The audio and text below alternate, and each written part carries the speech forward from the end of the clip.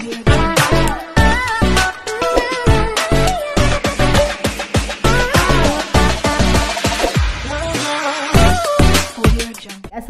warahmatullahi wabarakatuh. Selamat pagi teman-teman. Teman-teman, kali ini Bu Wenti akan sharing terkait dengan teori ya di bab 1 dan juga bab 2, yaitu grand teori. Yang namanya grand itu adalah utama atau dasar ya teman-teman. Ini yang masih banget teman-teman bingung gitu kan. Jadi sebenarnya ada grand teori, middle teori ya, dan sejenisnya lah. Coba teman-teman googling dan juga cari di bukunya. Teman-teman, Bu Wenti tidak akan menjelaskan grand teori definisinya, bentuk-bentuknya apa gitu ya, teoritis banget gitu ya. Enggak seperti itu. Bu Wenti akan jelasin terkait dengan contohnya langsung aja. Udah yang sederhana aja, yang sederhana yang kiranya bisa diterima dan dipahami oleh teman-teman. Oke.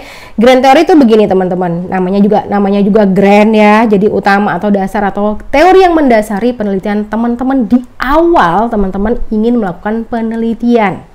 Ya, ingat, adalah teori yang mendasari, teori dasar teman-teman ketika ingin melakukan penelitian.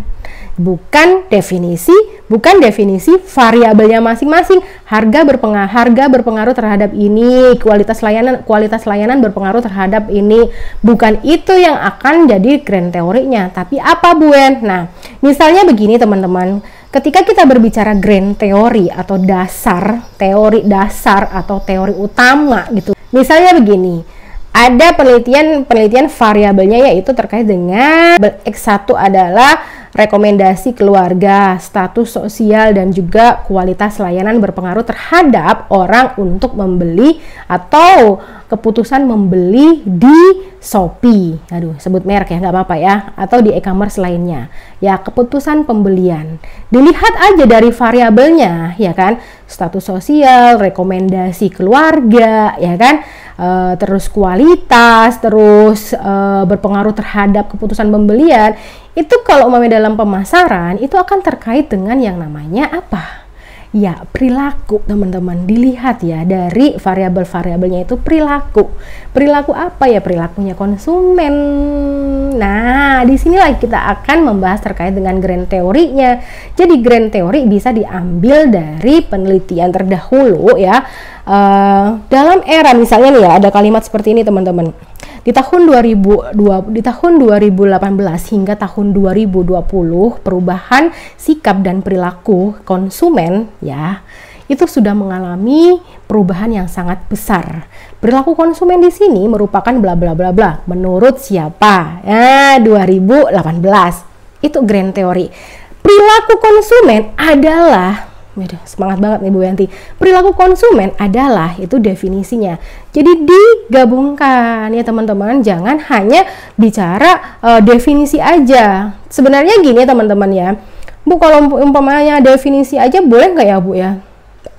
Begini, teman-teman, Bu Yanti itu tidak mau menyusahkan mahasiswa lah ya. Kalau dia udah tahu latar belakang teori apa yang dipakai, udah Bu Wenti ACC lah kayak gitu.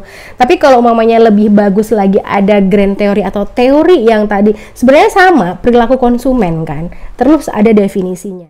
Kalau di kelas nih ditanyain ya, coba sampaikan dan jelaskan kepada saya teori apa yang melandasi Anda untuk bisa melakukan yang namanya penelitian ini atau skripsinya Mbak atau Masnya ini. Teori apa yang melandasi? Teori dasar pasti, itu grand teori tadi teman-teman, ya kan? Ada kaitannya dengan variabel, nggak jomplang gitu. Yang variabelnya membahas tentang perilaku, sebenarnya bahasnya tentang motivasi kerja, nggak ada hubungannya gitu kan ya, nggak ada. Jadi dilihat dari apa yang namanya variabel-variabelnya, lalu cari, dirangkum, oh ini loh, ini masuk di sini gitu teman-teman ya.